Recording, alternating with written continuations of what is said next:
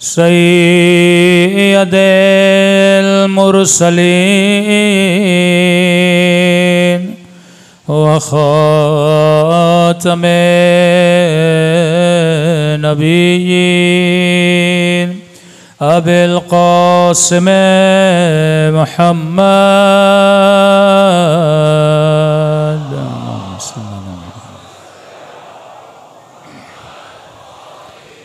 وعلى آله الطيبين الطاهرين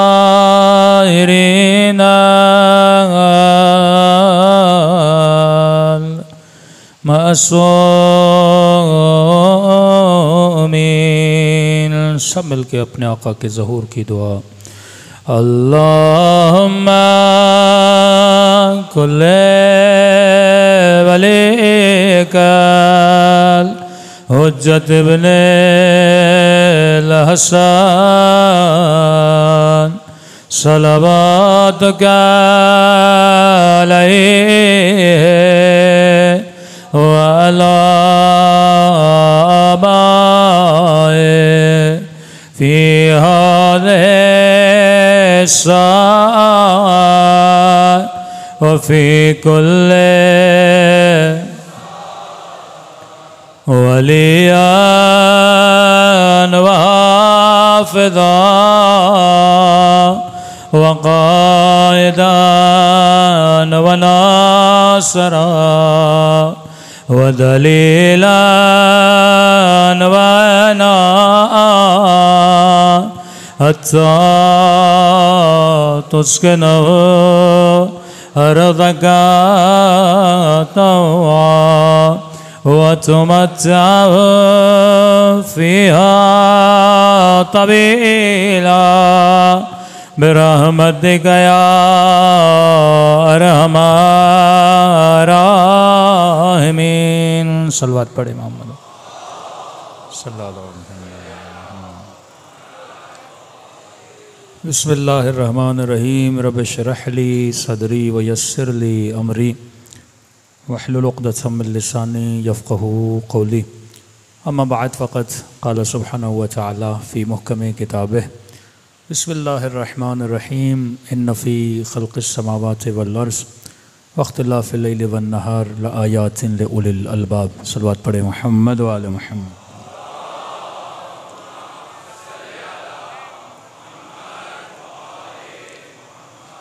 دعا ہے پروردگار عالم ہم سب کی عبادتوں کو اپنی بارگاہ عالی میں قبول فرمائے اور جس مقصد زندگی کی خاطر ان مجالس میں تشریف لاتے ہیں خدا ان مقاصد میں بھی ہم سب کو کامیابی نصیب فرما دیں۔ مجالس کے اہداف میں سے ایک ہدف یہ بھی ہے جو قرآن نے بیان کیا کہ وَمَن يُعَظِّمْ شَعَائِرَ اللَّهِ فَهِيَ مِن تَقْوَى الْقُلُوبِ، جو اللہ کے شعائر کی عزت کرتا ہے، احترام کرتا ہے، اسی سے انسان کے دل میں اللہ کا خوف پیدا ہوتا ہے۔ اب شعائر سے مراد صرف سعی صفا و مروہ نہیں ہے، صرف خانہ خدا نہیں ہے، صرف حجر اسود نہیں ہے۔ شعائر ہر اس چیز کو بولا جاتا ہے جو نشانی بن جائے اللہ کی، جس کو دیکھ کر خدا یاد آئے، جس کو دیکھ کر دین یاد آئے، جس کی شہادت کا ذکر کر کے دین خدا کی اہمیت لوگوں کے دلوں میں پیدا ہو۔ یعنی واقعاً اگر امام حسین کی شہادت نہ ہوتی شاید ہمیں احساس ہوتا کہ دین کی ویلیو کیا ہے، کہ خرجتو لاصلاح امت جدی، امت کی اصلاح کے لیے باہر نکلا۔ اب میں اکثر لوگوں سے ایک سوال کرتا ہوں کہ مولا حسین افضل ہیں یا دین؟ کئی چیزیں لازم و ملزوم ہوتی ہیں، لیکن اہمیت بیان کرنے کے لیے کچھ سخت سوالات کیے جاتے ہیں۔ جتنے بھی انبیاء ائمہ آئے کس چیز کو نافذ کرنے کے لیے؟ دین کو نافذ کرنے کے لیے۔ جو جس پہ قربان ہوتا ہے، مولا حسین کا سر کٹ رہا ہے کس کے لیے؟ دین خدا کے لیے۔ سیدہ زینب اپنی چادر قربان کر رہی ہیں، کس کے لیے؟ دین خدا کے لیے، کیونکہ قرآن کی آیت ہے ہر شے فنا ہو جائے گی وَيَبْقَى وَجْهُ رَبِّكَ ذُو الْجَلَالِ وَالْإِكْرَامِ۔ ہم کائنات میں آئی فنا کے لیے ہیں، فنا الی الدنیا نہیں، فنا الی اللہ، اللہ کے وجود کے لیے اپنی جان کو قربان کر دینا، کمائی کو قربان کر دینا، بدن کو قربان کر دینا۔ تو جب آپ کہتے ہو بنا لا الہ الا اللہ است حسین دی است حسین دی پناہ است حسین، تو دین کو اگر کوئی بقا عطا کر رہا ہے تو امام حسین ہے، لیکن بچا کون؟ دین بچا۔ حسین نے کیا قربان کیا؟ سر قربان کیا نا۔ آج اگر امام حسین کا نام زندہ رکھو گے تو دین زندہ رہے گا، کیونکہ حسین نے دین کی اہمیت ہمیں بتائی۔ ہر سال فرش عزا بچھانے کا مقصد یہی ہے کہ اپنے بچوں کے دلوں میں شاعر کا ادب پیدا کیا جائے۔ جب تک شاعر اللہ کا ادب نہیں تو دین خدا کا ادب نہیں۔ اب تھوڑا سا کمپیریزن کریں مسلم سوسائٹی کو ویسٹرن کلچر کے ساتھ۔ جب آپ ویسٹرن ورلڈ میں جاتے ہو تو وہاں دین کا کوئی ادب نہیں، چرچ کا ادب نہیں، آواز تھوڑی بڑھائیے گا، پادری کا ادب نہیں، حضرت عیسیٰ کا ادب نہیں، اللہ کا ادب نہیں۔ کیا ویسٹرن ورلڈ ہمیشہ ایسا تھا؟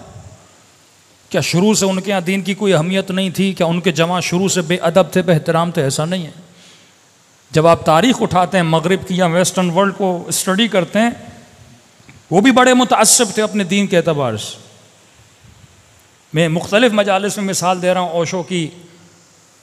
یہ ایک نیا نظریے والا شخص پیدا ہوا تھا جس نے بڑی بے حیائی 80s میں 90s میں کئی جوانوں کو یونیورسٹیز میں اس بندے نے گمراہ کیا۔ جب یہ امریکہ گیا تھا اور امریکہ میں جا کر شہوت کے لیے اس کا اپنا نظریہ تھا۔ یہ بولتا تھا جس طرح پانی بدن کی ضرورت ہے، کھانا بدن کی ضرورت ہے، شہوت بھی بدن کی ضرورت ہے، تو جب پانی تم ہر جگہ سے پیتے ہو، کھانا تم ہر جگہ سے کھا لیتے ہو، تو شہوت پورا کرنے کے لیے یہ قید و بند کیسے؟ الیاذ باللہ۔ تو شہوت بھی کھانے کی طرح ہے، انسان کو جب جہاں دل کرے شہوت کو پورا کرے۔ وہ کسی رشتے کا قائل نہیں تھا، نہ ماں کا، نہ بہن کا، نہ پھپھیوں کا، نہ محارم کا۔ مطلب اس کی نگاہ میں ہر کسی سے نکاح جائز تھا، جس کے ساتھ بھی انسان نکاح کرے کوئی مسئلہ نہیں ہے۔ اور اس فکر نے اس زمانے میں کئی لوگوں کو گمراہ کیا۔ جب یہ یو ایس اے گیا، امریکہ گیا، بی بی مریم کی بات آئی کہ بغیر شوہر کے اعجاز الہی سے اللہ نے ان کو بیٹا دیا، تو اس بدبخت نے جناب مریم پہ الیاذ باللہ زنا کی تہمت لگائی۔ حالانکہ یہی تہمت یہودیوں نے بھی بی بی مریم پہ لگائی تھی، لیکن اس زمانے کا مسیحی معاشرہ اپنے مقدسات، اپنے شاعر کا اتنا احترام کرتا تھا، انہوں نے اس بندے کو امریکہ میں بین کر دیا۔ لیکن اتنی چالاکی سے ایک لوبی جس کو زائنسٹ بولا جاتا ہے، جن کا مقصد یہی ہے کہ معاشروں سے دین اور دین کے اقدار کو ختم کیا جائے۔ اب یہ لوبی کس کو استعمال کرتی ہے؟ سب سے زیادہ یہ لوبی استعمال کرتی ہے سیاستدانوں کو، میڈیا والوں کو، ڈرامے والوں کو، فلم والوں کو۔ کیونکہ اس وقت آپ کے معاشرے میں اگر کوئی سوچ دے رہا ہے، کوئی کلچر بنا رہا ہے، کوئی فرہنگ بنا رہا ہے، تو وہ کون ہے؟ رہبر معظم کہتے ہیں یہ زمانہ ہارڈ وار کا زمانہ نہیں ہے، یہ سافٹ وار کا زمانہ ہے۔ پہلے جنگ ہوتی تھی سخت جنگ، ہتھیاروں کی جنگ، اب ہتھیاروں کی جنگ ختم ہو گئی ہے، اب سافٹ وار ہے۔ نرم طریقے سے تمہارے اندر، تمہارے ثقافتی الغار کے ذریعے سے، افکار کے ذریعے سے، غلط لوگوں کے ذریعے سے تمہاری فکر کو، تمہارے دین کو، تمہارے ایمان کو چرا بھی لیا جائے گا اور تجھے پتہ بھی نہیں چلے گا۔ جس طرح ہم اپنے عشرے میں کہہ رہے ہیں کہ جہالت کے لشکری اور عقل کے لشکری، اسی طرح فزیکل اس دنیا میں کچھ لوگ شیطان کے سپاہی ہیں، کچھ لوگ اللہ کے سپاہی ہیں۔ جو تبلیغ دین میں مشغول ہیں وہ اللہ کے سپاہی ہیں، جو بقاء دین کے لیے لڑ رہے ہیں وہ اللہ کے سپاہی ہیں۔ لیکن یہ ناچنے والے، یہ گانے والے، یہ بے حیائی، یہ بے عریانی پھیلانے والے، یہ نمائندگان شیطان ہیں۔ لیکن بے حیائی اپنی جگہ پہ. معاشرہ کتنا بے حیا ہو جائے، لیکن اگر معاشرے میں مصطفیٰ کا احترام ہے، اگر معاشرے میں قرآن کا احترام ہے، اگر معاشرے میں مولا حسین کا احترام ہے، اگر معاشرے میں مجلس کا احترام ہے، جب احترام ہوگا تو مجلس میں آئے گا، جب آئے گا تو اس کے اندر اقدار دین کیا ہوں گے؟ پیدا ہوں گے. کا پورا سال شیطان محنت کرتا ہے، 2 مہینے میں حسین کی مجلسیں اس کی محنت پہ پانی پھیر دیتی ہیں. یہ 2 مہینے جو مجالس ہیں، آپ کے جوانوں کے سافٹ ویئرز امام حسین اپڈیٹ کرتے ہیں، جو وائرسز جوانوں نسلوں کے ذہنوں میں ڈالے جاتے ہیں. قال قال رسول اللہ، قال جعفر الصادق، قال علی بن ابی طالب، یہ فرامین اہل بیت سن سن کے ان کے ذہنوں کی صفائی کی جاتی ہے. اب انہوں نے کیا کیا؟ ایک واقعہ کروایا جاتا ہے، پھر ایک شدید ری ایکشن آتا ہے سوسائٹی سے کہ اس نے غلط کیا ہے، لیکن بیج تو بو دیا نا، جڑ تو ڈال دی، اس نے بات کر دی، بات لوگوں کے ذہنوں تک آئی. اب یہ ذہن اگر اس کا ہادی، اس کی عقل صحیح نہیں ہے تو اس ذہن کو ہر بندہ جب غلط پانی دے گا، اس کی فصل کو کیا کر دے گا؟ خراب کر دے گا. پھر انہوں نے ہالی ووڈ میں فار دا فرسٹ ٹائم حضرت عیسیٰ جیزس کے خلاف فلم بنائی. اتنے لوگ سنیما میں گئے، کلیسا کے پادریوں نے جلوس نکالے، آپ نے کیا کیا ہے، لیکن انہوں نے کسی کی نہیں سنی. میں ہر جوان کو کہتا ہوں، آج اگر شیطان کا کوئی نبی ہے تو وہ سنیما ہے. اللہ کے بھی نبی ہیں، شیطان کے بھی نبی ہیں، اللہ کے بھی رسول ہیں، شیطان کے بھی اپنے رسول ہیں. اس وقت شیطان کا سب سے بڑا رسول اگر نبی، اس کی خبر دینے والا اگر کوئی بندہ ہے، یہ میڈیا ہے. مطلب اسے یوز کیا جاتا ہے، میڈیا کو اچھے طریقے سے بھی یوز کر سکتے ہو، لیکن 99% جو میڈیا کا یوز ہے ڈراموں کی صورت میں، سوشل میڈیا کی بات نہیں کر رہا، فلم انڈسٹری کی صورت میں، اس میں شیطان کے نمائندگان ہیں. شہوت اپنے عروج پر، غضب اپنے عروج پر، غصہ اپنے عروج پر، یہ ساری فلموں میں ہوتا ہے. حضرت عیسیٰ کے خلاف فلم بنائی، جس فلم میں حضرت عیسیٰ سے الیاذ باللہ ایک بدکارہ عورت تھی، اور دکھایا حضرت عیسیٰ نقل کفر نہ ہو، اس کے ساتھ بدفعلی میں مبتلا ہے. کرسچن سوسائٹی میں یہ فلم چل رہی ہے. آج میں بولوں گا حضرت رسول کے خلاف اگر کوئی مووی بنائی جائے اور مسلم سوسائٹی میں چلائی جائے، اس کا کانسیپٹ بھی نہیں ہے ہمارے ذہنوں میں، تصور بھی نہیں ہے. آپ کیا سمجھتے ہو؟ اگر آپ کے ذہن میں تصور نہیں ہے تو کیا وہ تصور بنا نہیں سکتا؟ وہ کہتا ہے تصور بنانے میں کیا ہے؟ یوسوس فی صدور الناس، کئی ایسے کام ہیں آپ کرتے نہیں ہو پر آپ کے ذہن میں ضرور آتے ہیں. کئی ایسے گناہ ہیں آپ کرتے نہیں ہو پر آپ کے ذہن میں ضرور آتے ہیں. ضرورت نہیں ہوتی اس کو ظاہر کرنے کی. اس کا کام ہے لوگوں کے ذہنوں میں پڑے ہوئے وسوسوں کو سنیما کی چادر پر، سنیما کے پردے پہ لائے. جو آپ سوچتے ہو نا گندا، وہ گندا وہ دکھاتا ہے. جو خرافات آپ کے ذہن میں، وہ خرافات پردے پہ لاتا ہے. تھوڑا سا ری ایکشن آیا، پھر دوسری فلم بنائی، پھر حضرت سلیمان کے خلاف، پھر حضرت داؤد کے خلاف. اتنی غلاظت انبیاء اللہ کے خلاف. توریت میں تو پہلے سے غلاظت بھری ہوئی ہے نا، حضرت داؤد، حضرت سلیمان کے خلاف، کہ داؤد نے اللہ کے ساتھ کشتی کی، سلیمان الیاذ باللہ کسی لڑکی پہ الیاذ باللہ عاشق ہو گئے، ایک سپاہی تھا، اس سپاہی کو مروا دیا. مطلب پوری نسل انبیاء کو خراب کرنے کی کوشش کری گئی. ہر معاشرے میں علماء کا احترام ہوتا ہے. یہ آپ کو ہنٹس دے رہا ہوں تاکہ آپ سمجھیں.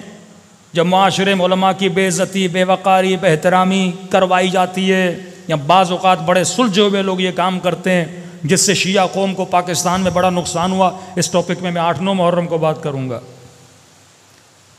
جب عزت معاشرے میں عالم کی ختم ہو جاتی ہے، دین کی ویلیو بھی ختم ہو جاتی ہے. پادریوں کے خلاف فلمیں بنائی گئیں، کلیساؤں کے خلاف فلمیں بنائی گئیں. آج آپ ویسٹرن کلچر میں جاتے ہیں، بائبل کا کوئی احترام نہیں، کلیسا کا کوئی احترام نہیں، پادریوں کا کوئی احترام نہیں. کیونکہ انہوں نے دکھا دکھا کر لوگوں کے اندر سے ایک قبیح فعل کو نارملائز کر دیا کہ فرمایا آخری زمانے میں قبیح کو کبھی نہیں سمجھا جائے گا. آپ کے سامنے کوئی مثلاً خدا نخواستہ گالی دے، آپ پہلی بار بہت برا مانیں گے، دوبارہ گالی دے گا، تیسری بار گالی دے گا، 4 5 6 7 8 بار دے گا، آپ کے لیے وہ معاملہ نارمل ہو جائے گا. پہلی بار آپ کا بچہ آپ کے سامنے سگریٹ پی آپ کو برا لگے گا، لیکن 10 بار اگر یہ کام کرے نارمل ہو جائے گا۔ فور دا فرسٹ ٹائم اگر کوئی خاتون ٹی وی پر آئے اور دوپٹہ نہ پہنے یا کچھ لباس گندا پہنے آپ کو برا لگے گا۔ بھئی پاکستان ہے، اسلامی ملک ہے، اسلامی موویز میں ایسا گانا آ گیا، برا لگے گا۔ 1 بار دکھائیں گے، 2 بار دکھائیں گے، 3 بار دکھائیں گے، 4 بار دکھائیں گے، اب نارملائز ہو جائے گا۔ پہلے 1 آدمی کراچی میں مرتا تھا، وہ 1 آدمی مر گیا، پھر 2، پھر 3، پھر 7، پھر ایک نوبت کراچی میں یہ آ گئی کہ 9 لوگ ڈیلی مر رہے تھے، اور کراچی والا لاہور جاتا تھا، لاہور والے کہتے تھے آپ کے شہر میں ڈیلی 9 لوگ مرتے ہیں۔ ہم نے یہ کون سی بڑی بات ہے، تو ہمارے لیے تو روٹین بن گئی ہے۔ اتنا معاشرے میں برائی کو انجام دو کہ برائی برائی نہ لگے، کبھی کبھی نہ لگے، کبھی کو نارملائز بناؤ۔ تبھی سختی سے منع کیا گیا اگر تم نے کسی کا عیب دیکھا بھی ہے نقل نہ کرو۔ نقل کرنے سے برائی عام ہوتی ہے۔ کسی کو زنا کرتے ہوئے، کسی کو شراب پیتے ہوئے، کسی کو بدکاری کرتے ہوئے دیکھا ہے، نقل نہ کرو، کیونکہ معاشرہ تباہ و برباد ہو جاتا ہے۔ خدا تیرے گناہوں کو چھپاتا ہے، تو بندوں کے گناہوں کو چھپا۔ وہ ستار العیوب ہے، تو ستار العیوب بن۔ اب انہی ٹیکنیکس میں سے ایک ٹیکنیک یہ ہے کہ مسلمانوں کے شعائر کی بہترامی کی جائے۔ ان کو بھی پتا ہے کہ مسلمان جلوس نکالیں گے، چلو 4 جلوس 5 جلوس، حکمرانوں میں تو ویسے ہی غیرت کا ٹیکہ ہے ہی نہیں، وہ تو کچھ کریں گے نہیں۔ 4 تبلیغی جماعتیں، 4 دیندار لوگ جلوس نکال لیں گے، پھر اپنے آفیسز میں مشغول ہو جائیں گے۔ پہلے کوئی تصور نہیں کر سکتا تھا رسول خدا کا کوئی کارٹون بنائے، بہترامی کرے رسول گرامی کی۔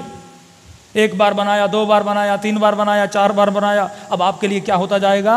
نارملائز ہوتا جائے گا۔ بچوں کے ذہنوں میں، جوانوں کے ذہن میں آئے گا اچھا رسول کا کارٹون بنا، ہاں، مقدس پروری ختم ہوتی جائے گی۔ 1 بار اس کتاب کو جلائیں گے، 2 بار اس کتاب کو جلائیں گے، 3 بار اس کتاب کو جلائیں گے۔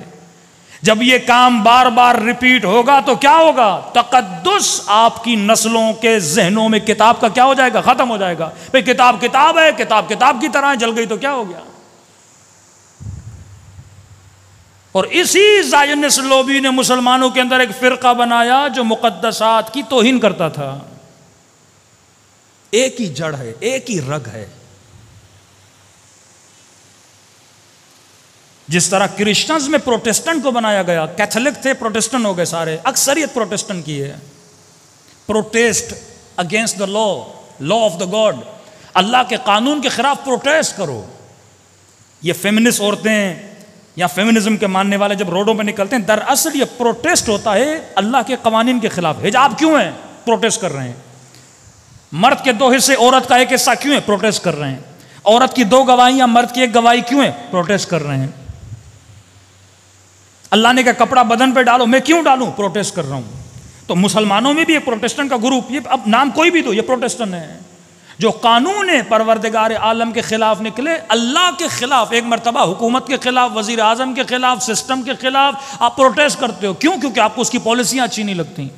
لیکن اللہ کے خلاف بندہ پروٹیسٹ کرے، اور انہوں نے کیا، کرسچنز نے نام بھی رکھا پروٹیسٹنٹ۔ جو کیتھولک کے خلاف، پادریوں کے خلاف انہوں نے پروٹیسٹ کیا۔ آج پوری سوسائٹی دین گریز ہے، دین سے دور ہے۔ اسی طرح آپ کے اندر، آپ کی نسلوں کے اندر احترام، مسلمانوں کے اندر فرقہ بنایا، امام بارگاہ کا دشمن، علم کا دشمن، تعزیے کا دشمن، پرچم حسین کا دشمن، علم کے نیچے گزرو نکاح باطل ہو جائے گا، حسین کے نام کو دیکھو گے یہ ہو جائے گا، مزارات پہ جاؤ گے یہ ہو جائے گا، نبی کی قبر کی طرف سلام کرو گے تو یہ بدعت۔ اور یہ ایسا فرقہ، قرآن کی ان کے یہاں بھی کوئی عزت و احترام نہیں ہے، پاؤں پہ رکھ کے قرآن پڑھ رہے ہوتے ہیں، سوتے ہیں تو پاؤں نبی کی قبر کی طرف کرتے ہیں۔ بے ادبی اور بے احترامی جب معاشرے میں پیدا ہوتی ہے، وہ معاشرہ بڑی آسانی سے سیکولر بن جاتا ہے، لبرل بن جاتا ہے۔ اور آپ نے دیکھا جتنے ایکسٹریمسٹ حکم ان کے تھے، تکفیری فتوے ان کے تھے، اور فوراً اچانک سے وہ معاشرہ کیا بن رہا ہے؟ ابھی سیکولر بن رہا ہے۔ یہ مقام تعجب نہیں ہے کہ ایک معاشرہ اتنا ایکسٹریمسٹ کہ ہم کہیں ان سے بڑا کوئی دیندار نہیں ہے، بڑی بڑی داڑیاں، نمازیں، ہاں اللہ کا نام، توحید کا نام، کعبے کا طواف، اور دن بھر اللہ اللہ اللہ اللہ اللہ، اور اسی معاشرے میں سیکولرزم آ گیا ہے اور بڑی تیزی سے پھیل رہا ہے، اتنی تیزی سے کہ آپ کی سوچ ہے، کنسرٹ ہو رہے ہیں، گانے ہو رہے ہیں، ہر چیز ہو رہی ہے، سنیما بن رہے ہیں، اب تو سنا مندر بھی بن رہے ہیں، ہر چیز ہو رہی ہے. کیوں؟ کیونکہ پہلے ان کو بے احترام بناؤ. جب یہ نبی کا احترام نہیں کریں گے نا، ہم جیسا ہے، مر چکا ہے، الیاذ باللہ، مردہ ہے، کیا کرو گے اس کی طرف دیکھ کے؟ ادب ختم ہو گیا نا. وَمَن يُعَظِّمْ شَعَائِرَ اللَّهِ فَهِيَ مِن تَقْوَى الْقُلُوبِ. اگر شعائر خدا کی عزت اور احترام ہے تو تیرے دل میں خوف خدا ہوگا، پھر تو گناہ نہیں کرے گا. ممکن نہیں کوئی عاشق حسین اور گناہ کرے، ممکن نہیں کوئی عاشق علی اور گناہ کی طرف جائے. کوئی سوچ بھی سکتا ہے کہ سلمان گناہ کرے، حبیب گناہ کرے، مالک اشتر گناہ کرے، خمینی گناہ کرے، حسینی گناہ کرے؟ سوچ بھی نہیں سکتے، کیونکہ من تقوی القلوب. عباس بنے شاعر کے احترام کی وجہ سے. یہ علم پرستی نہیں ہے، یہ لکڑی پرستی نہیں ہے، یہ عزت ہے، نسبت ہے. تو حجر اسود کو چومتا ہے، کیوں چومتا ہے؟ وہ بھی تو پتھر ہے بندے خدا. نسبت خدا سے، صحیح صفا و مروہ کرتا ہے. ان پہاڑیوں میں کیا رکھا ہے؟ ہاجرہ اللہ کی اطاعت کے لیے گئی تھی، اللہ نے کہا اسے یاد کرو، اس نے میرا نام زندہ رکھا، اس کے نام سے میرا نام زندہ ہوگا. حسین نے خدا کا نام زندہ رکھا. تو یہ ایک سازش ہے. آج آپ پروٹیسٹ کریں گے، قرآن جلایا گیا سویڈن میں، اس سے پہلے ڈنمارک میں، لیکن عوام سے زیادہ حکمرانوں کا کام ہے مقتدر حلقوں، کیونکہ ان کے دل میں شاعر کا کوئی احترام ہے ہی نہیں. قرآن کا احترام وہی کرے گا نا جو قرآن پہ عمل کرے گا. نمازی وہ ہیں نہیں، شرابی وہ پہلے سے ہیں، وعدہ خلاف تو وہ ہیں، جھوٹے تو وہ پہلے سے ہیں، جھوٹے وعدے عوام کو دینا. تو ان کے دل میں تو اس قرآن کا کوئی احترام ہے نہیں. وہ جو کچھ بھی کر رہے ہیں پھر عوام کے پریشر کی وجہ سے کرتے ہیں نا. ورنہ اگر غیرت ملی ہوتی، ان ملکوں کے سفارت خانے نہ بند کر دیے جاتے تھوڑے ٹائم کے لیے.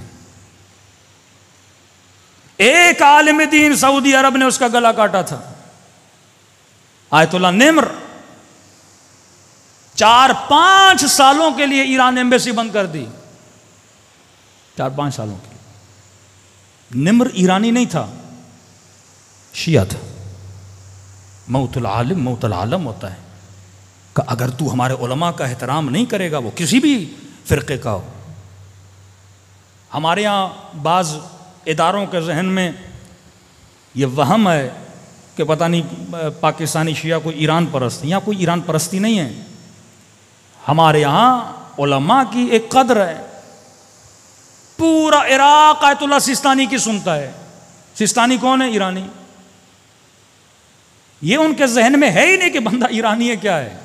وہ ہمارے یہاں احترام مرجع کا ہوتا ہے، وہ کسی بھی قوم کا ہو، وہ کسی بھی مکتب کا ہو، وہ کسی بھی ملک کا ہو. شیعہ مرجع کا احترام کرتا ہے. پورا عراق آیت اللہ سیستانی کی سنتا ہے. اس سے پہلے آیت اللہ محسن الحکیم عراقی تھے. پوری دنیا کے شیعہ ان کی اتباع کرتے تھے. ہمارے یہاں نسل پرستی تو ہے ہی نہیں.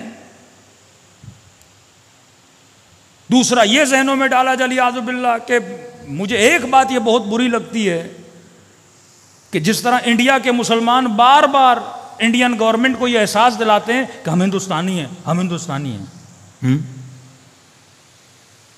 کیونکہ ان کو یہی بولا جاتا ہے کہ تم پاکستانی ہو. اور یہ چیز مجھے یہاں محسوس ہوتی ہے کہ ہمیں کیوں بتانا پڑتا ہے کہ ہم پاکستانی ہیں، ہم حب الوطنی ہیں. ہر قوم کا ایک جین ہوتا ہے. آپ پوری دنیا میں جہاں جہاں شیعہ رہتے ہیں ان کا جین چیک کر لو. پوری دنیا میں شیعہ جہاں بھی ہے وہ نیشنلسٹ ہے، کہیں بھی چلے جاؤ.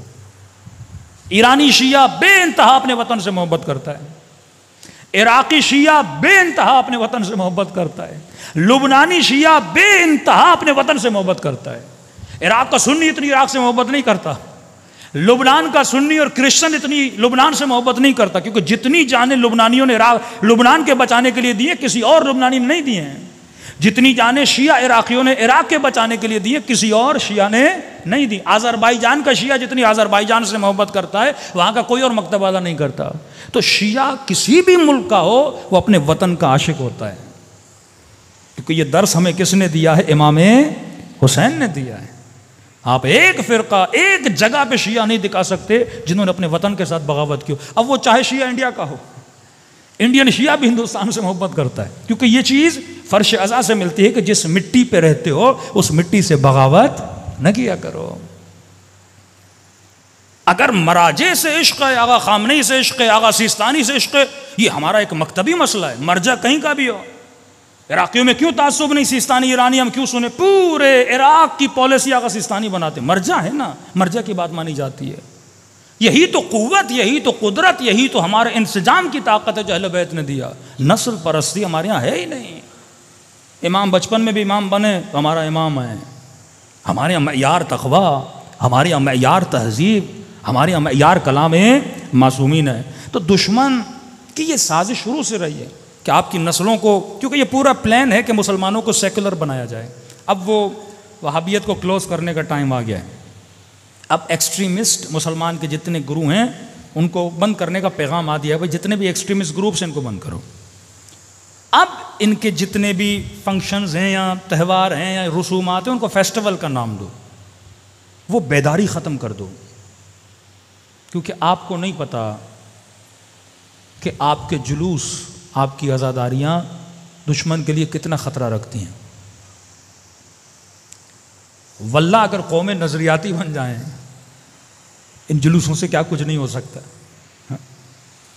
35 ایئر صدام عراق میرا جلوس نہیں نکلنے دیتا تھا. کیوں؟ اب اسے پتا تھا کہ ایک سیاسی پارٹی جلسہ بھی کرے کروڑوں روپے خرچ کرنے پڑتے ہیں لوگوں کو جمع کرنے کے لیے. یہ بھی افسوس کا مقام ہے آج کل مجالس بھی سیاسی جلسوں کی شکل اختیار کر گئی ہیں. میرے مولوی کا رش کتنا ہے اور تیرے مولوی کا رش کتنا ہے. بھائی یہ معیار تھوڑی ہے. نمبر بازیاں ہو رہی ہیں. کوئی پارٹی پیسے خرچ کر کے بھی بڑی مشکل سے 2 لاکھ 4 لاکھ لوگ جمع کرتی ہے. یہاں عاشورہ کا دن آتا ہے، حسین کے نام پہ بچے بوڑھے سب باہر نکل آتے ہیں.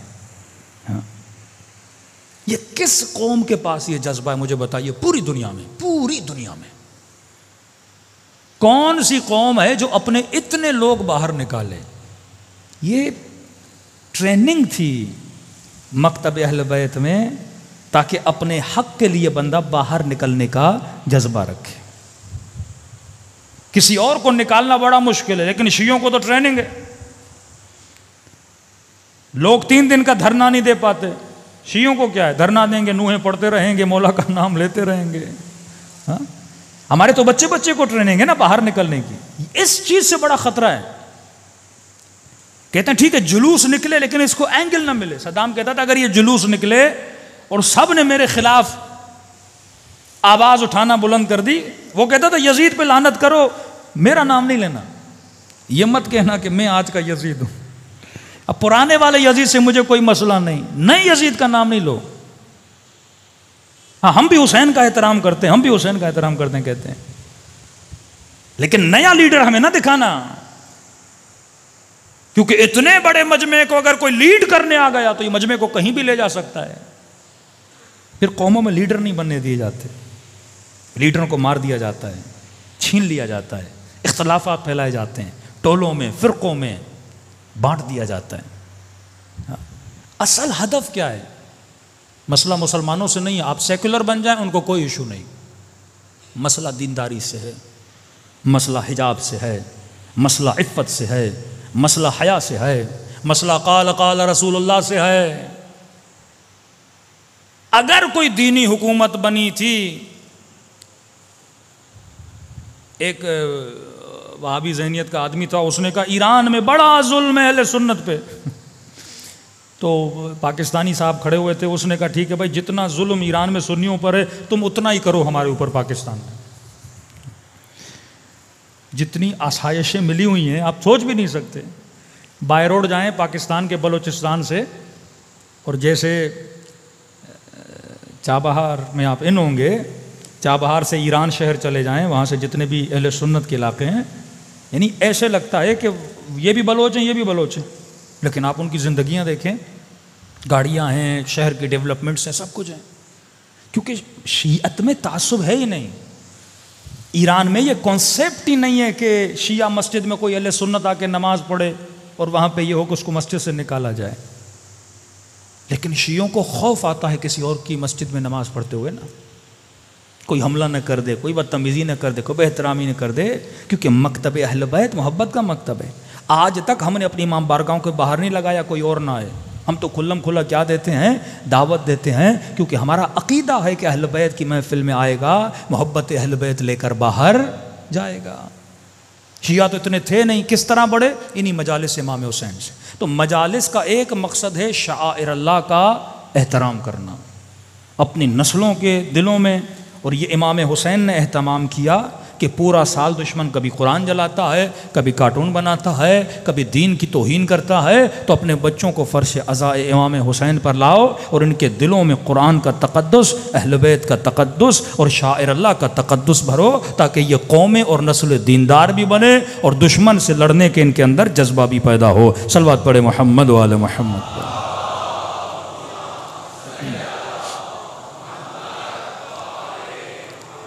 وَأَجِّلْ فَرَجَهُمْ. تو جس میں جتنی طاقت ہے, توانائی ہے, وہ انسان کوشش کرے کہ پروردگار عالم علیہ الصلوۃ والسلام کے دین کی حفاظت کے لیے علم بلند کرے.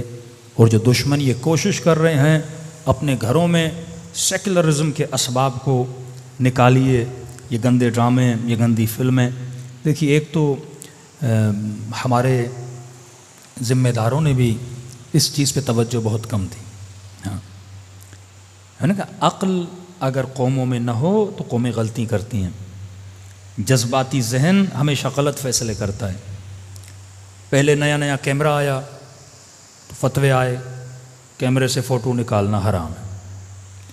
ٹی وی آیا کہ گھروں میں ٹی وی رکھنا حرام ہے. وی سی آر آئی کا وی سی آر خریدنا حرام ہے. اور ایسے جذباتی مومنٹ تھے, دکانیں توڑ دیں, وی سی آریں توڑ دی بیچارے لوگوں کی کہ یہ بھی حرام ہے, یہ بھی حرام ہے. سنیما بنا, ضیاء الحق کا زمانہ آیا, سارے سنیما گھر اس نے کیا کر دیے, توڑ دیے کہ یہ شیطان کے گھر ہیں. کسی نے توجہ نہیں دی کہ بھائی ٹیکنالوجی ختم کرنے سے یا ٹیکنالوجی سے دین کو کوئی خطرہ نہیں. اب زمانہ گزرتا گیا, اب سب سے بڑے کیمرے بھی مولویوں کے پاس ہیں, بڑی بڑی ٹی ویوں پہ, اسکرینوں پہ, رمضان میں بھی سامنے مولوی بیٹھا ہوا ہے. ہاں, فضل الرحمان سے کسی نے کہا مولانا آپ کا فتویٰ تھا فوٹو نکالنا حرام ہے. بڑا چالاک اس نے بھی ایسا جواب دیا کہ ابھی اس میں تھوڑا فکر کرنا پڑے گا زمانے کے حساب سے.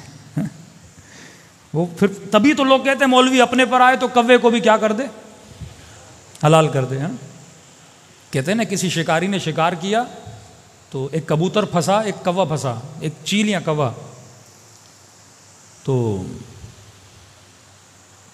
کوا رونے لگا. کبوتر نے کہا رونا تو مجھے چاہیے, رو تو کیوں رہا ہے, میں حلال بھی ہوں, مجھے تو ذبح کر دے گا, تو حرام ہے. کہ تجھے نہیں پتا جس نے شکار کیا وہ مولوی ہے. ہاں, تیرے اوپر شاید رحم آ جائے چھوڑ دے, لیکن مولوی مجھے نہیں چھوڑے گا. وہ کہیں نہ کہیں سے کوئی روایت نکال کے حلال کر کے مجھے کھا لے گا. یہ وہ علماء سو. دین کا ستیہ ناش کیوں ہوا؟ کیونکہ شعور نہیں تھا. آپ کے یہاں اجتہاد تھا حلالے کے مسئلے. ہاں, سماوی صاحب شیعہ بنے یا انہوں نے تونس میں اتنے شیعہ کیوں بنا؟ کہتے فقہ کی وجہ سے. فقہ اہل بیت ایک زندہ فقہ ہے, وہ اپنے زمانے کے حساب سے آسانیاں پیدا کرتی ہے, فتوے دیتی ہے. وہاں پہ قدماء کا ذہن تھا کہ دودھ کا قطرہ بھی پی لیا تو بہن ہو گئی, بھائی ہو گیا. بڑی عورت نے بھی پی لیا تو وہ بھی بہن ہو گئی, بھائی ہو گیا. نکاح ٹوٹ جاتے تھے. طلاق کے مسئلے, 3 طلاق کا مسئلہ. آپ کی فقہ سیار تھی, یعنی زندہ فقہ تھی. مردہ مجتہد کو کبھی شیعہ اس کی تقلید نہیں کرتا. زندہ مجتہد زندہ ہے, زمانے کو دیکھ رہا ہے, مسائل کو دیکھ رہا ہے. اب خمینی صاحب نے فتویٰ دیا اپنے زمانے میں, آج زمانہ بدل چکا ہے, اس حساب سے فتویٰ ہوگا. ہم تو اقلیت میں تھے نا, اکثریت گناہ ہماری طرف نہیں ہے. اکثریت جو عالم اسلام پہ مسلمان حاکم تھے, کیمرے کے خلاف فتویٰ دیا, سنیما کے خلاف فتویٰ دیا, ٹی وی کے خلاف فتویٰ دیا, لہٰذا کیا ہوا، اس میدان میں ہم سارے پیچھے رہ گئے. نہ کوئی پکا مسلمان ڈائریکٹر بنا، نہ کوئی پکا مسلمان رائٹر بنا، نہ کوئی مسلمان ایکٹر بنا. اب کہنے لگے ہم رسول خدا کی مووی بناتے ہیں، دا میسنجر، رسول خدا کی مووی. ہاں بھائی، حضرت حمزہ کون بنے گا، جناب عمر کون بنے گا، جناب عثمان کون بنے گا، ایک مووی بنا رہے ہیں نا آپ. نبی کا صاحب بھی ہیں، رسول بھی ہیں، ہاں سب لوگ ہیں اس میں، سب کسی نے کیریکٹر نبھانا ہے. تو حضرت حمزہ کا کیریکٹر ایک ہالی ووڈ کا ایکٹر نبھا رہا تھا. فلم اسلام کی بنا رہے ہیں لیکن سپاہی دشمن کے لے رہے ہیں، کیونکہ ہم نے اس انڈسٹری میں کام ہی نہیں کیا. آج بھی اگر کوئی اسلام کی آپ مووی بنانا چاہو، اس فیلڈ میں اتقیاء متقین صلحاء ہے ہی نہیں. ہم نے تو کہا ایکٹنگ حرام ہے. بھئی ایکٹنگ کیوں حرام ہے؟ اگر آپ ایک اچھے ڈرامے کے لیے ایکٹ کر رہے ہو تو حرام کیوں ہے؟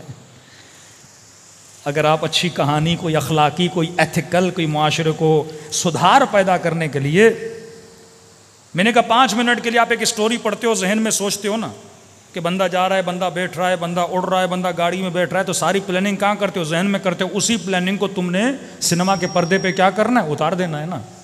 اچھے خیال، اچھی اسٹوریز کو. تو یہ میدان ہم نے خالی چھوڑا. اور اس وقت ہماری مائیں بہنیں ڈراموں پر، ہمارے بچے ڈراموں پر. پہلے تو 20 قسطیں 40 قسطیں، اب تو اتنی سیریز نکل گئیں کہ بندے کی شاید عمر ختم ہو جائے سیریز ختم نہ ہو. اتنا مٹیریل میڈیا پہ پڑا ہوا ہے، اتنا ڈیٹا دشمن نے بنا دیا ہے.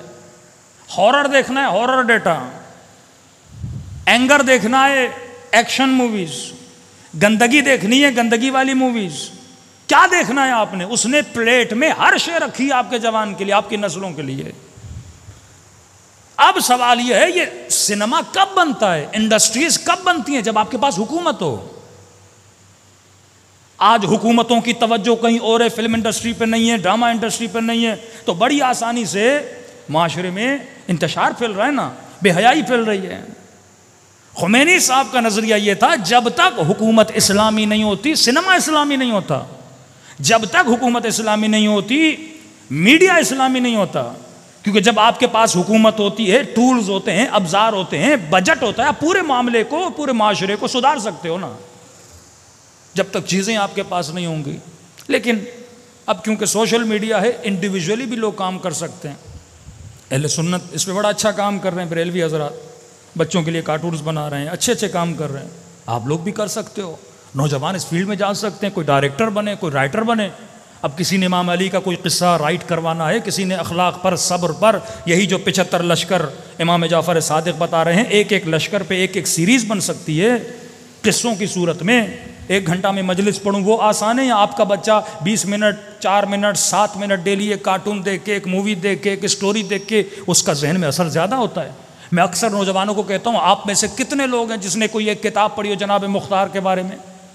آپ میں سے کتنے لوگ ہیں جس نے امام رضا کے بارے میں کوئی کتاب پڑھی ہو؟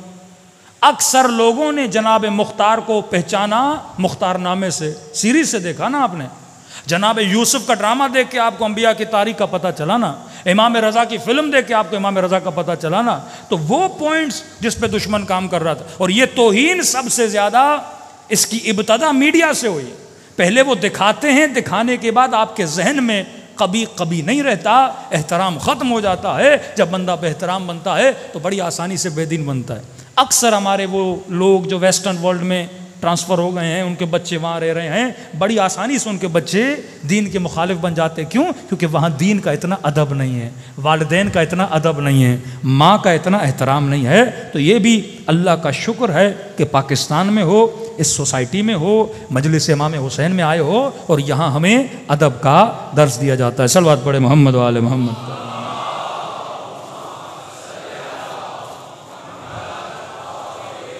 میں معذرت چاہتا ہوں آج یا علی، کیونکہ قرآن سوزی کا واقعہ ہوا تھا، تو اس پہ کیونکہ کوئی بھی واقعہ ہوتا ہے اس کے پیچھے ایک بہت بڑی سازش ہوتی ہے. سائیکلوجیکلی وہ آپ کے ذہنوں کے ساتھ کھیلتے ہیں اور ان کو پتہ ہے وہ کیا کر رہے ہیں. تو اس کے مد مقابل واقعاً ہمارے یہاں بھی عظمت قرآن، عظمت اہل بیت علیہ الصلاۃ والسلام پہ بار بار اپنے بچوں کو بتایا جائے.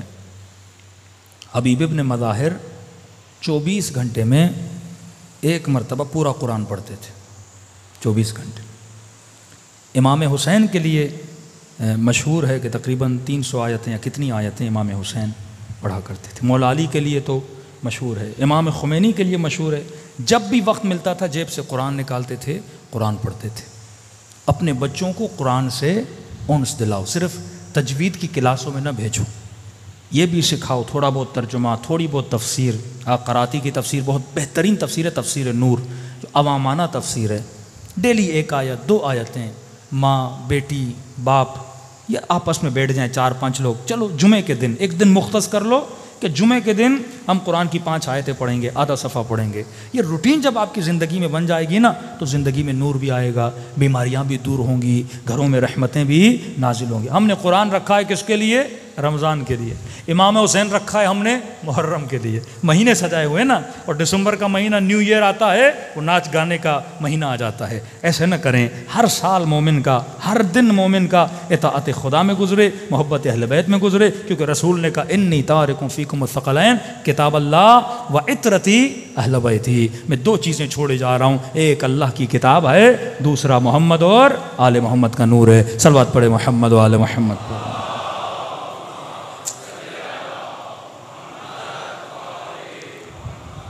وقت آج بہت گزر چکا ہے، میں صرف عقل کی تعریف آج کروں گا۔ کل سے انشاءاللہ ہم روایت پڑھنا شروع کریں گے، اور بڑا دلچسپ موضوع ہوگا کہ یعنی اتنا کھل کے خدا نے نشانیاں دی ہیں کہ صاحبان عقل کون ہیں۔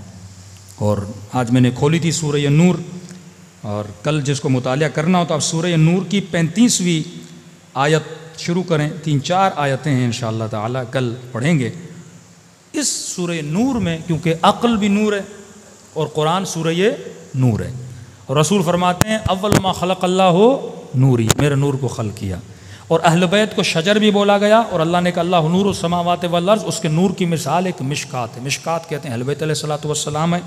اور امام نے بھی جو یعنی ایک طرف حدیث معصوم، ایک طرف قرآن کی آیت، اور اس میں واقعاً آپ کو پتہ چلے گا دوری اہل بیت کی عقل کی دوری ہے۔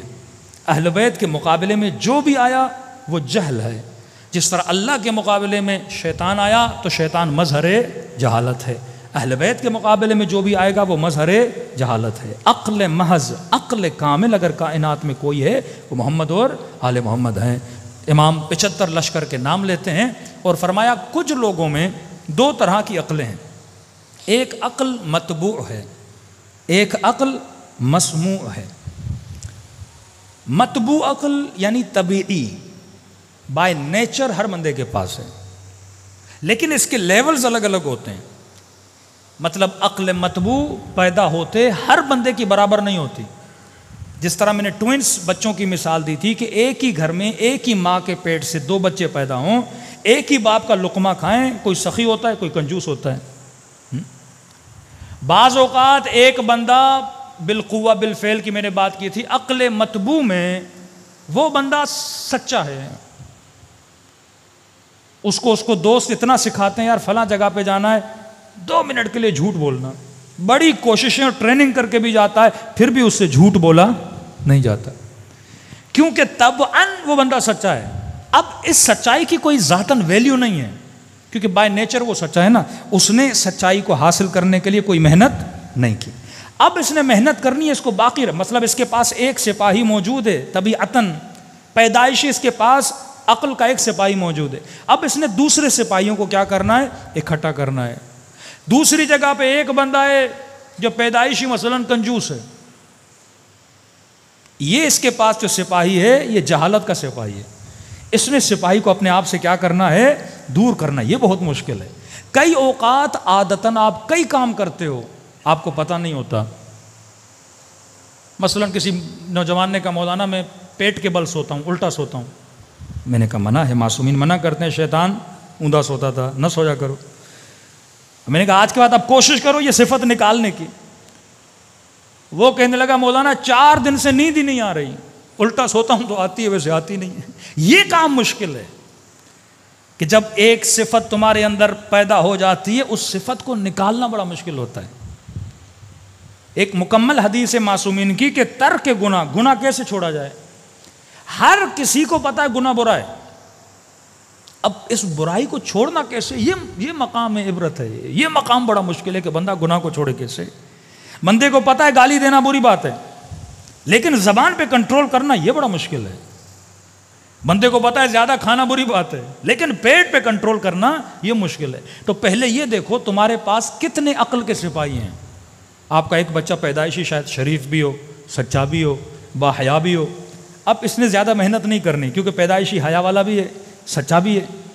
اب اس نے اس صفت کو باقی رکھنا ہے. کیوں؟ کیونکہ طبیعتاً جو بندہ اچھا ہوتا ہے جب وہ گرتا ہے نا، جتنا وہ نقصان کرتا ہے ایک گنہگار نہیں کرتا. ایک سوسائٹی کو پتا ہے یہ جوان کبھی جھوٹ بولتا ہی نہیں ہے، مشہور ایک سوسائٹی میں یہ جھوٹ نہیں بولتا.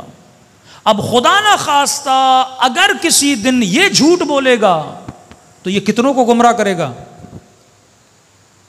اس پورے محلے کو گمراہ کرے گا، کیونکہ لوگ کہتے تھے یہ جھوٹ نہیں بولتا. آدھی لائن تورات میں بدلی گئی، آدھی لائن، ہاف سینٹینس تورات کا چینج کیا گیا. اب یہ سینٹینس جس نے چینج کیا، لوگ اس کو، کوئی عام آدمی تو نہیں ہوگا، بہت بڑا آدمی ہوگا، مطلب یہودیوں کا بہت بڑا خاخام ہوگا. وہ اپنے مولوی کو خاخام بولتے ہیں. بہت بڑا خاخام، بہت بڑا کوئی علامہ، کوئی بہت بڑا آیت اللہ ہوگا جس نے یہ سینٹینس چینج کیا ہوگا نا. اس نے کیا سینٹینس چینج کیا؟ کہ آخری نبی جو آئے گا وہ کس کی نسل سے ہوگا؟ اسماعیل کی جگہ پہ اس نے اسحاق لکھ دیا. پوری امت کو، امت موسیٰ کو اس بندے نے گمراہ کر دیا. ایک سینٹینس یعنی ایک نام بدلنے کے بعد کہ اللہ نے کہا وہ نسل زبی سے ہوگا. زبی کون ہے؟ حضرت اسماعیل ہے. یہودی کیا کہتے ہیں؟ زبی کون ہے؟ اسحاق ہے. کہتے ہیں اسماعیل کے گلے پہ چھری نہیں چلی تھی، اسحاق کے گلے پہ چھری چلی تھی. اور نسل کس سے بڑھے گی؟ اسحاق سے بڑھے گی. رسول خدا نے جب اپنا شجرہ بتایا کہا میں اسماعیل سے ہوں. یہیں پہ اختلاف بنا کہ نہیں وہ اسحاق سے ہوگا، اسماعیل سے نہیں ہوگا. اور خدا نے قرآن میں حضرت ابراہیم کا واقعہ اس لیے نقل کیا تاکہ یہودیوں کی آنکھیں کھولی جائیں. وہ اسحاق نہیں تھا، کون تھا؟ اسماعیل تھا. آدھا سینٹینس بدلنے سے لوگوں کا دین تباہ و برباد ہو گیا. ایک لفظ ہے کہا من کنت مولا ہو فہذا علی مولا. مفتی اور مولوی نے مولا کا معنی بدل دیا. امت کو بولا مولا کا مطلب ہے دوست. ایک سینٹینس بدلنے سے پوری امت علی کی ولایت کی منکر ہو گئی نا. اب یہ کون بول رہا ہے؟ عام آدمی نہیں. یہ جعل حدیث کا کام مجھ سے اور آپ سے نہیں کروایا جائے گا، بڑے بڑوں سے کروایا جائے گا. ایام فاطمہ میرا خمسہ ہے جس میں 3 یہودیوں کا میں نے ذکر کیا جو مسلمان بنے. ابو ہریرہ، کعب الاحبار، ایک اور بندہ. یہ پہلے یہودی تھے، بعد میں مسلمان بنے. امام خمینی ابو ہریرہ کے حوالے سے پہلے سنت امام ابو ہریرہ بولتے ہیں نا، صحابی رسول ہیں. امام خمینی سخت ترین نقاد تھے ابو ہریرہ کے. جب حکومت اسلامی آئی انہوں نے کہا جو مولوی ابو ہریرہ جیسے ہیں ایران میں ان کے سروں سے امامے اتارے جائیں، کیونکہ ہمارا عقیدہ ہے کہ حدیثوں میں رد و بدل کیا گیا ہے. اس پہ ایک پورا باب ہے، پورا ایک اختلافی بحث ہے جعل احادیث کے اعتبار سے. سارے تو کوئی معصوم نہیں ہے. تو ایک لفظ جو بدلے، اب وہ کون بدل رہا ہے؟ یہ اہمیت ہوتی ہے.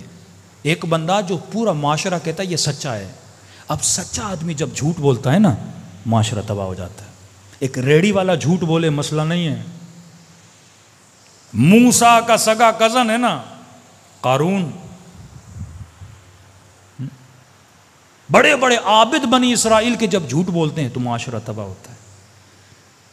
تو اب دیکھو شیطان چھوٹے چھوٹوں پہ محنت نہیں کرتا، وہ بڑوں پہ محنت کرتا ہے. اس کو پتا ہے میں نے مفتی کو گمراہ کر دیا تو پوری قوم کیا ہو جائے گی؟ گمراہ ہو جائے گی. الناس علی دین ملوکہم، لوگ اپنے حکمرانوں کے دین پہ ہوتے ہیں. تبھی دنیا کی بڑی بڑی طاقتیں آپ پہ کم محنت کریں گی. کس پہ محنت کریں گی؟ حکمرانوں پہ. وہ گمراہ ہو گئے، قوم گمراہ ہو گئی.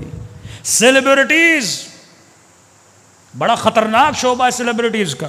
شیعہ سیلیبریٹیز، اہل سنت کی سیلیبریٹیز جن کے 5-5 ملین، 2-2 ملین، 1-1 ملین فالوورز ہیں، ان کے اوپر ہاتھ رکھا جاتا ہے. اسے گمراہ کرو سارے جوان گمراہ ہو جائیں گے.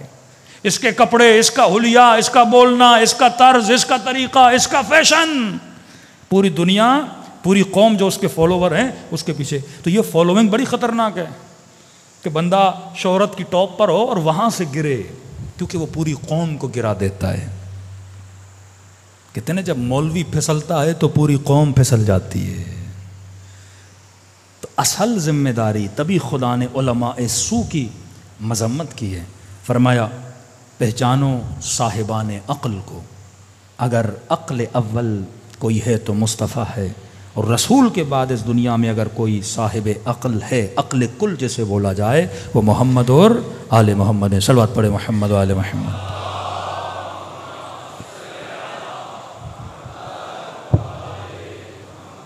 بار دیگر صلوات پڑھے.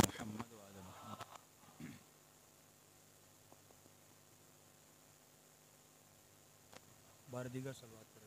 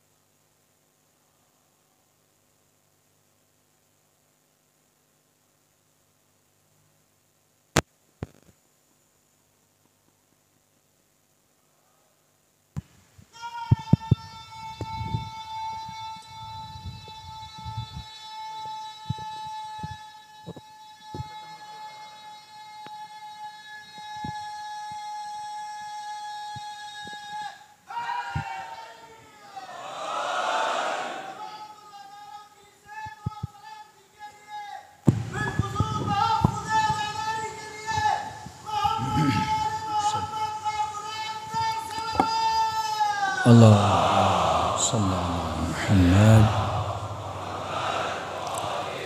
محمد وعجل فرجہم. آئیے اللہ کی دربار میں چلیں، شہدائے کربلا کو پرسا دیں اور یہ دعا کریں کہ خدا وہ عقل ہمیں نصیب کرے جو اس نے محمد اور آل محمد کو عطا کی، جو اصحاب اہل بیت کو عطا کی.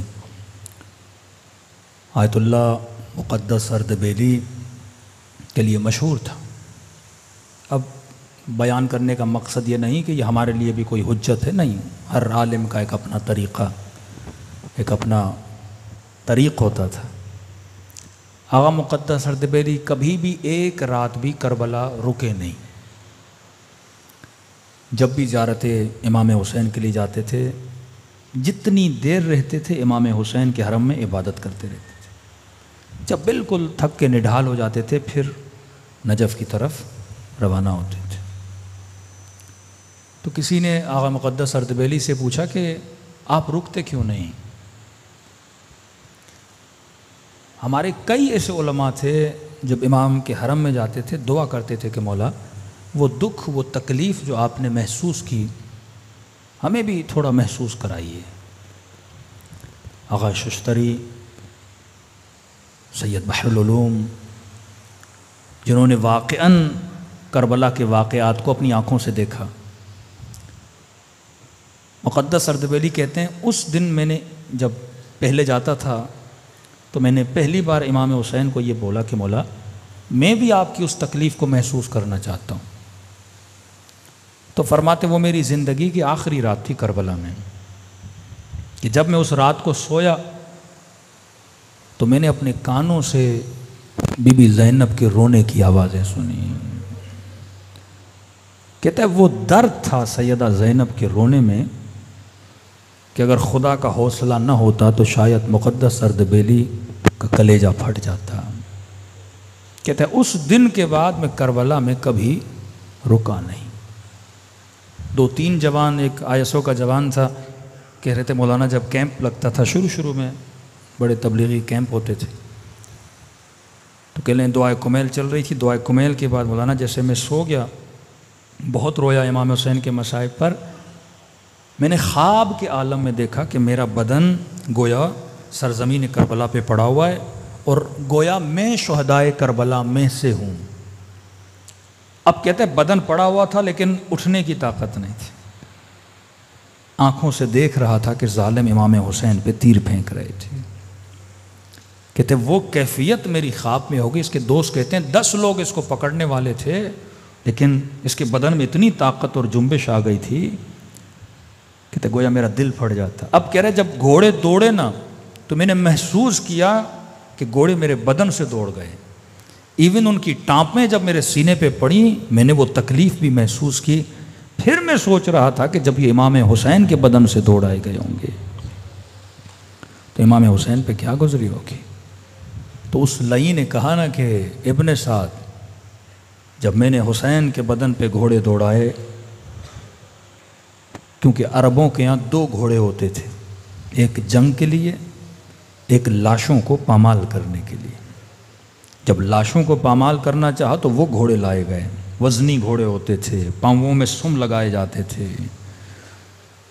تو فخر سے کہنے لگا ابن سعد جب میں نے گھوڑے دوڑائے تو میں نے کانوں سے حسین کی پسلیوں کے ٹوٹنے کی آوازیں سنی.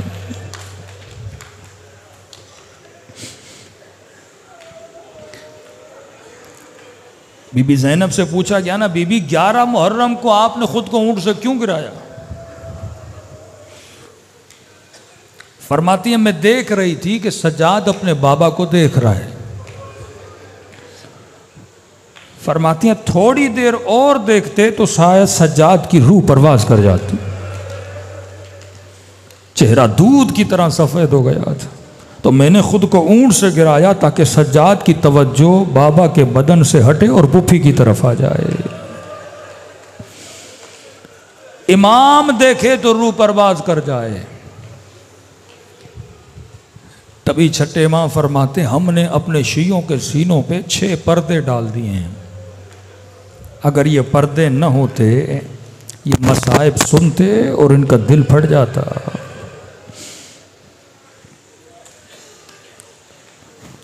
دلوں کو کربلا لے جائیں. آج یہ راتیں گزر جائیں گی، 1 ہفتے کے بعد عاشورہ بھی ختم. جتنا رزق لے سکتے ہیں ان 10 دنوں میں اہل بیت کے در، اہل بیت کے سفرے سے حاصل کریں. ایسے سلام کریں جیسے سیدہ زینب نے بھائی کو کیا. ایسے سلام کریں جیسے جناب جابر نے کیا. السلام علی الحسین وعلی علی ابن الحسین وعلی اولاد الحسین وعلی صحابہ. بلند آواز سے السلام علی وعلی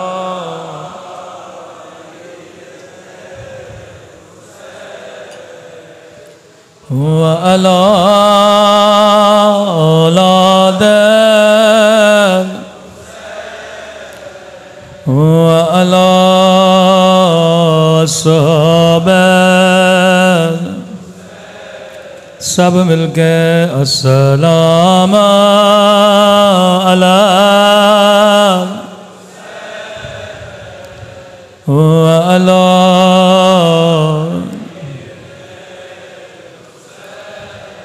وعلی اولاد وعلی صحابہ. میرا سلام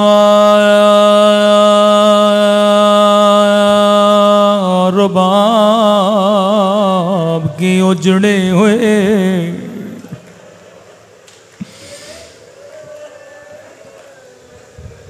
میرا سلام علی اصغر کی ننھی سی گردن پہ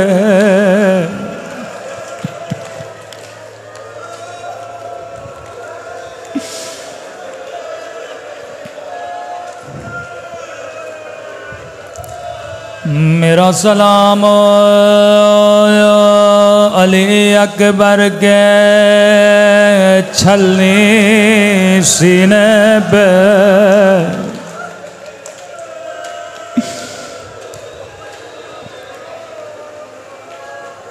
میرا سلام قاسم کی ٹوٹی ہوئی بسلیوں پہ، میرا سلام 4 سالہ بچی کے جلتے ہوئے کرتے پہ،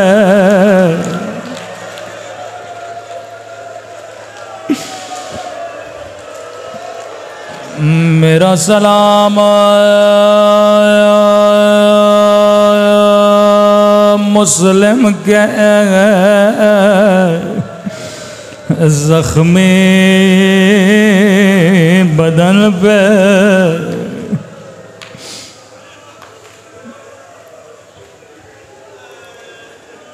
روایت کے جملے ہیں کوفے میں جب کٹی ہوئی گردنیں آئیں، چھوٹے چھوٹے بچے جو بڑوں کو دیکھتے ہیں وہی کام دہراتے ہیں، کوفے کے بچے گردنوں کو پتھر مارنے لگے، نو کے نیزوں پہ سروں کو پتھر مارنے لگے، ایک چھوٹے بچے نے پتھر اٹھایا امام حسین کو مارنا چاہا، ایک کٹی ہوئی گردن سے آواز آئی میرے لال نہ مار یہ تیرا مولا ہے،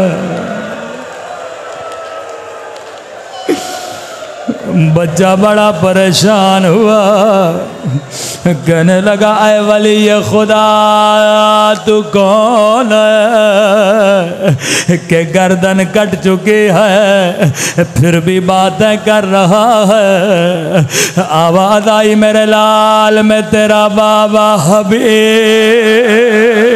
بن مزار،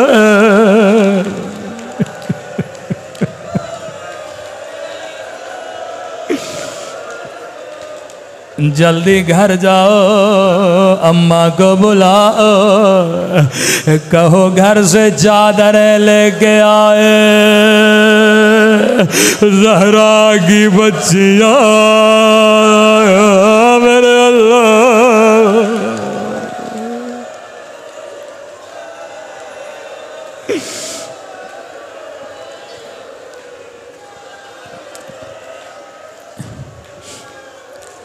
فرمایا عباس جی میرے آقا، عباس جو بیویاں ساتھ چل رہی ہیں سب کی فہرست بناؤ، جو بچے ساتھ چل رہے ہیں سب کے نام لکھو۔ غازی عباس فرماتے ہیں میں نے نام لکھنا شروع کیے، سکینہ کا نام لکھا، اکبر کا نام لکھا، قاسم کا نام لکھا، یہاں تک کہ علی اصغر کا نام لکھا، لیکن جب صغرا کا نام آیا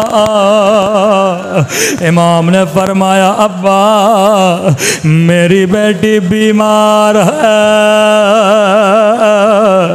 صغرا ساتھ نہ چلے گی۔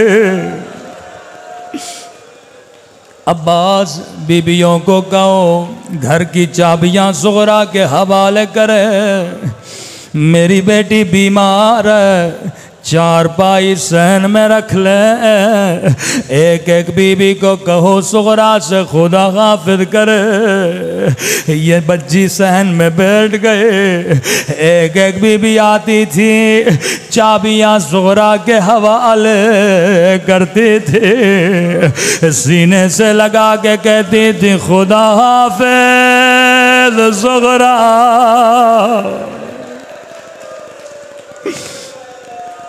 لیکن جب آپ میں صغرا کچھ بھی نہ کہتے تھے، آخر میں بی بی زینب کی باری آئے، سینے سے لگایا، روکے گا خدا حافظ صغرا، اگر زندگی رہی تو پھر ملیں گے۔ راوی کہتا ہے صغرا نے دونوں بائیں پھوپھی کے گلے میں ڈالے، رو کے کہنے لگی پھوپھی اماں میں سمجھ گئے میرا بابا واپس نہیں آئے گا، پھوپھی اماں میں یتیم ہو گئے، میں سمجھ گئی میرا اکبر واپس نہیں آئے گا۔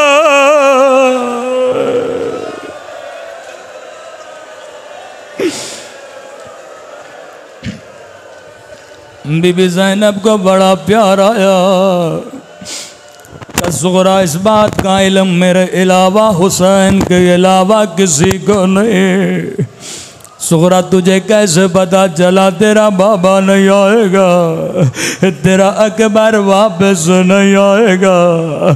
روکے گا پھوپھی اماں میں بیمار ہوں، مجھے راتوں کو نیند نہیں آتے، آدھی رات کا وقت تھا، میں نے کیا دیکھا، آسمان سے ایک نور ہمارے اترے، اس ہماری سے کالے برکے میں بی بی باہر آئے، اپنے سر پہ خاک ڈال کے کہنے لگے میرے لال حسین، تیری ماں زہرا تجھے کہاں کہاں روئے گی، ارے کربلا میں روئے گی یا شام کے بازار میں یا کوفہ کے بازار میں؟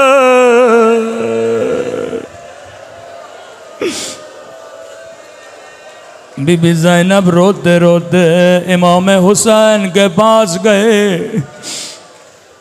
فرمایا میری جان حسین، اگر صغرا کے نہ چلنے کی وجہ اس کی بیماری ہے، میں زینب وعدہ کرتی ہوں صغرا کا خیال کروں گے، اپنے ہاتھوں سے کھانا کھلاؤں گے، لیکن اگر کوئی اور وجہ ہے حسین مجھے بھی تو بتاؤ۔ امام نے فرمایا زینب میرا بھی دل ہے صغرا کو لے کر چلو، لیکن میری مجبوری سمجھو، بہن زینب جتنے بچے چل رہے ہیں کسی کی شکل بابا علی سے ملتی ہے، کسی کی شکل حسن سے ملتی ہے، کسی کی شکل نانا رسول خدا سے۔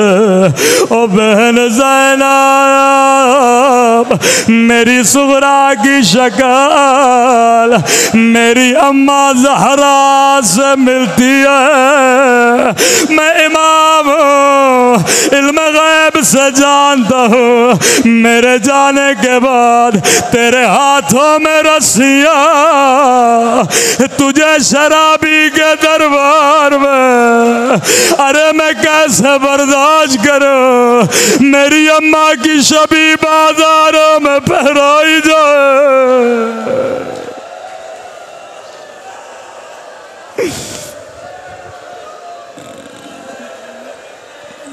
میرے اماں کی شبی درباروں میں پھیرائی جائے۔ مولا حسین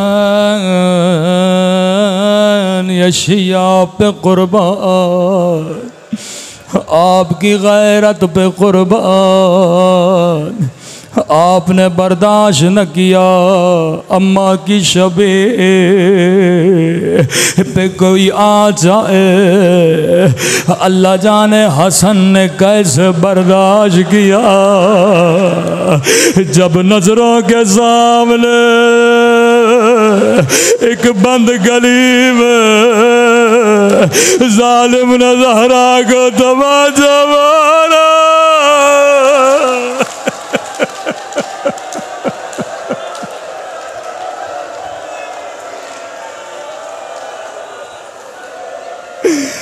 فرمایا ذاکر تو میرے اصلی مصائب کیوں نہیں پڑھتا؟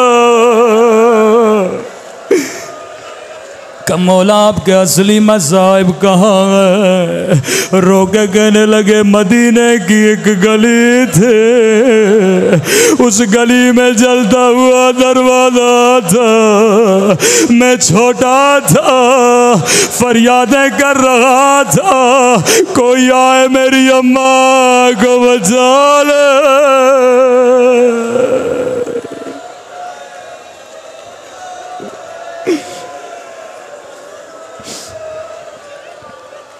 اے خدایا تجھے زہرا کی غربت کا واسطہ، تجھے حسین کی غیرت کا واسطہ، ہمارے مولا اور آقا امام زمانہ کا ظہور فرما۔ اے خدا قبر و قیامت میں شفاعت حسین نصیب فرما۔ پروردگارا جو مانگا نہیں مانگا اپنے خزانے قدرت سے ہم سب کو نصیب فرما۔ ان گنہگار آنکھوں کو امام زمانہ کی زیارت نصیب فرما۔ ہم سب کو عاقبت بخیر نصیب فرما۔ ربنا تقبل منا انک انت السمیع الدعاء۔